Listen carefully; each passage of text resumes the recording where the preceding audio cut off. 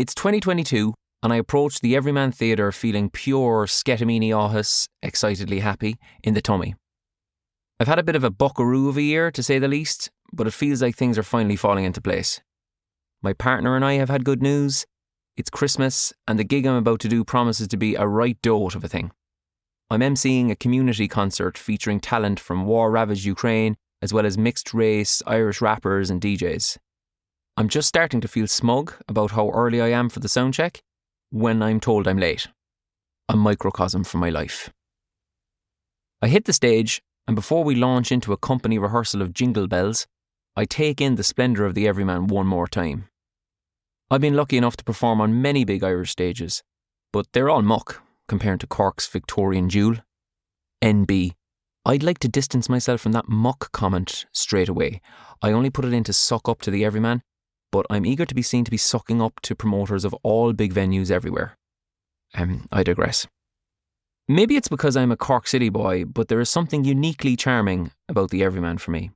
The ubiquitous red, Santa suit Christmas red, the elaborate proscenium march, but with decorated boxes that look like they were made and inserted last minute. It's this mix of kitsch and cool that makes the Everyman Andy Cork so heartbreakingly perfect. I'm surprisingly hit and miss with Jingle Bells. My head is elsewhere. I've been doing the psychotherapy thing and have been struggling with going back into childhood and feeling the feelings, as they say. I'm trying to get my head round the concept of the inner child.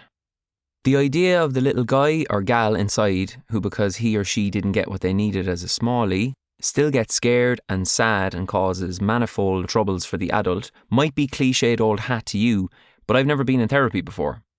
Where I grew up in Cork, therapy meant get drunk, go to mass, or a mixture of the two. Therapy seemed like something middle-class people from Rochestone or Crosshaven might do. You'd picture them banging on about their inner children in the Marks and Spencer's cafe or something. But now I wish I had been one of them, because I'm out of my depth.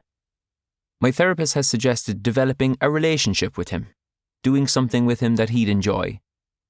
I'd imagine a decent percentage of Cork already thinks I'm off my game. If I'm seen running around Patrick Street laughing and joking with an invisible infant, I'm done. The rehearsal is over, and I'm not embarrassed to say I'm on the YouTube cramming the Jingle Bells harmony. Confident, and with a while to go before the gig, I close my eyes and I try to picture the old inner child to see what he's up to. I am the youngest of 5 children, a surprise, who arrived a full 10 years after my nearest sibling. I grew up in McCurtain's Villas on the south side of Cork City.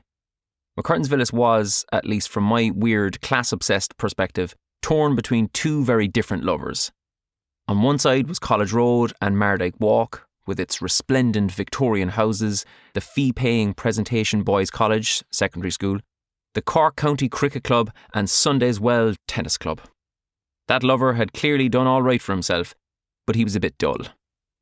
On the other side was Barrack Street. Now he hadn't a pot to piss in or a window to throw it out of, but boy was he exciting. Barrack Street's a bit bougie these days, but when I was a nipper, it was the Wild West, with more pubs than sense. Barrack Street was probably a bit too hard for me, the cricket club brigade were too soft, so McCurtain's Villas was just right. Let me introduce the Hickey bunch. Pops was a tough but terrific hard-working lad from Mayfield. I don't know why I'm calling him a lad, because from as early as I can remember, I thought of him as an old man, or at least much older than my friends' dads. He was whispering at 50 when I was born, and from the get-go I worried he was going to die. He had no major health issues, but I just worried. Then there was Mam. We called her Mam generally. Mumsy, ironically. Mum, it was kind of Rochestone. Mom, cop onto yourself. She really deserves a book in herself.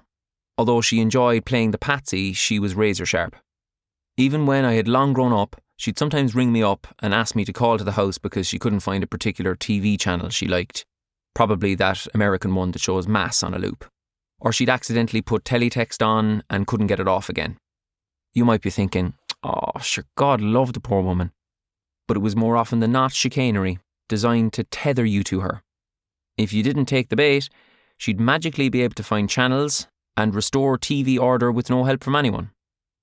In spite of her many issues, which I'll get to, she ruled the roost and deployed whatever tactics necessary to do so.